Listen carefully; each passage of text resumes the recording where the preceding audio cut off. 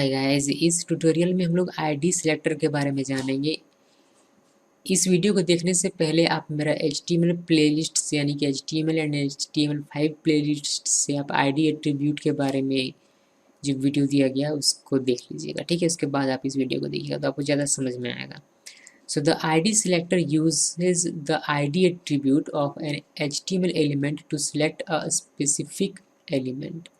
The ID of an element should be unique within a page, so the ID selector is used to select one unique element.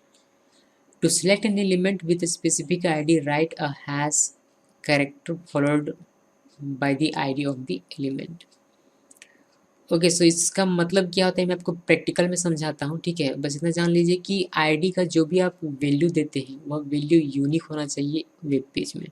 Okay यानी कि एक ID का आपने value दिया हुआ मान लीजिए geeky source, तो किसी और एट्रीब्यूट आईडी एट्रीब्यूट में आप मतलब उसी नाम से एक और आप मत बनाइए, एक और आप डिफाइन मत कीजिए CSS, ठीक है। मैं आपको प्रैक्टिकल में ये बेहतर तरीके से बताऊंगा, ठीक है।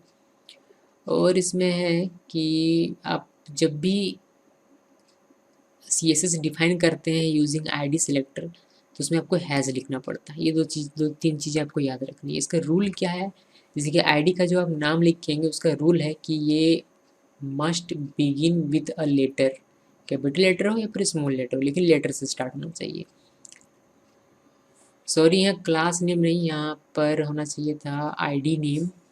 Okay so ID name can not start with a number, यानी कि आईडी का नाम आप नंबर से स्टार्ट नहीं कर सकते हैं। Must not contain any space character, आप कोई भी स्पेस नहीं दे सकते। Can be followed by letters, digits, hyphen and underscore. In HTML all values are case insensitive. I hope कि अगर आप मेरा आईडी एट्रीब्यूट का वीडियो आपने मेरा देखा होगा तो उसी को मैंने बस कॉपी पेस्ट किया हुआ है यहाँ। सो वहाँ अगर आपने समझा होगा तो ये इसको समझने में आपको ज़्यादा परेशानी नहीं होगी। ओके ये मेरा एग्जांपल है आईडी एट्रीब्यूट का, सॉरी आईडी सिलेक्टर का। यहाँ मैंने क्या किया है, यहाँ मैंने सिर्फ ये लिखा हुआ। यहाँ हम लोग क्या करते थे, यहाँ हम लोग पहले टैग लिखा करते थे, यानी कि हमारा जो टैग का नाम होता था जैसे कि पी होता था हम लोग यहाँ पी लिखते थे। लेकिन अब की बार हमने क्या है कि हमने एक खुद का नाम दिया हुआ, यानी कि हम लोगों ने खुद से डिफाइन किया है कि ये geeky source इस प्रॉपर्टी को होल्ड करता है, इस CSS प्रॉपर्टी को होल्ड करेगा ये geeky source। लेकिन ध्यान रखना कि जब भी आप आईडी नेम लिखते हैं, ये एक्चुअली आईडी नेम है, ठीक है, आईडी सिलेक्टर है। सो ये जब भी आप आईडी सिलेक्टर लिखते हैं तो उसके आगे आपको हैश देना पड़ेगा। कोई भी आईडी सिलेक्टर आप लिख रहे हैं उसके आगे आपको हैश देना पड़ेगा, ठीक है। सो geeky source अभी होल्ड कर रहा है इस CSS प्रॉपर्टी को। अब इस आईडी सिलेक्टर को जहाँ भी यूज़ कीजिएगा, जिस भी टैग में यूज़ कीजिएगा उसमें ये प्रॉपर्टी अप्लाई हो जाएगा। जैसे कि इस पी टैग में मैंने आईडी इक्वल, आपको इसको आईडी एट्रीब्यूट के साथ यूज़ करना पड़ता है। जैसे कि आप लिखेंगे आईडी इक्वल डबल कोट्स के अंदर आप इस आईडी सिलेक्टर में अपने जो भी नाम लिखा हुआ ये नाम आप यहाँ लिखते हैं। तो इस हेलो वर्ल्ड टेक्स्ट में यहाँ जो प्रॉपर्टी है वो ये प्रॉपर्टी अप्लाई हो जाएगी। ओके यहाँ आपने आईडी एट्रीब्यूट नहीं लगाया है, इस पी टैग में आपने आईडी एट्रीब्यूट नहीं लगाया तो इस टैग में इसका कोई इफेक्ट नहीं पड़ेगा।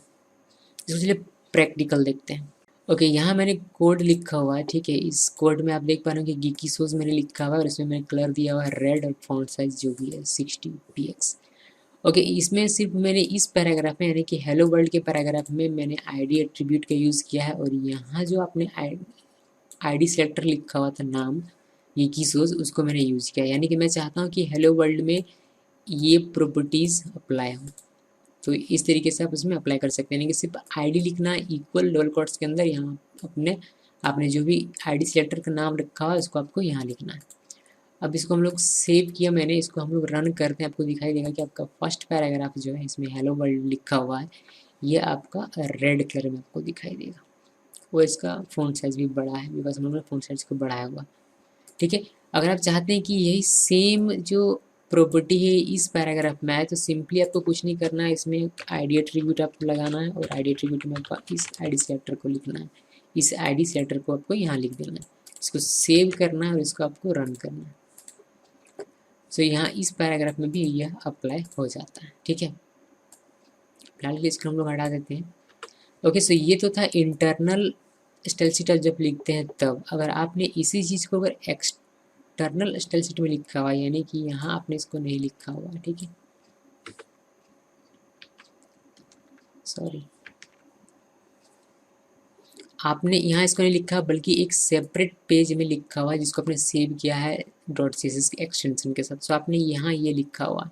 अगर हम लोग एक्सटर्नल स्टाइल सीट में आईडी सेलेक्टर का यूज़ करते हैं तो क्या इसका यूज़ हम लोग अपने HTML डॉक्यूमेंट में कर सकते हैं या नहीं, वही हम लोग अभी देखने वाले।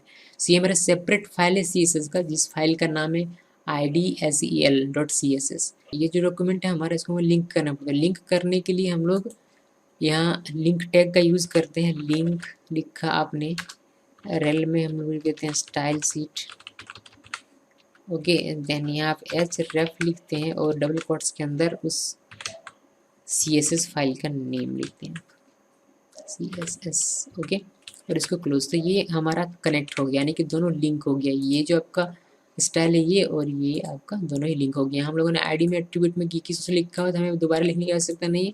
अब हम देख रहे हैं कि ये जो हम लोगों ने सेपरेट फाइल में डिफाइन किया हुआ है, रेड से मैं इसको ब्लू कर देता हूँ। इसको ब्लू किया, इसको सेव कर दिया मैंने। ये ब्लू इफेक्ट यहाँ करता है हेलो वर्ल्ड में या नहीं, बिकॉज ये हमारा एक्सटर्नल स्टाइल सीट है। इंटरनल तो हमने देख लिया कि हाँ काम करता है, लेकिन एक्सटर्नल काम करता है या नहीं अभी हम लोग देखने वाले हैं। कि ये जो हेलो वर्ल्ड है वो आपको ब्लू कलर में दिखाई दे रहा है, ओके। सो इस तरीके से आप एक्सटर्नल स्टाइल सीट को भी आईडी सेलेक्ट के थ्रू यूज़ कर सकते हैं। Thanks for watching.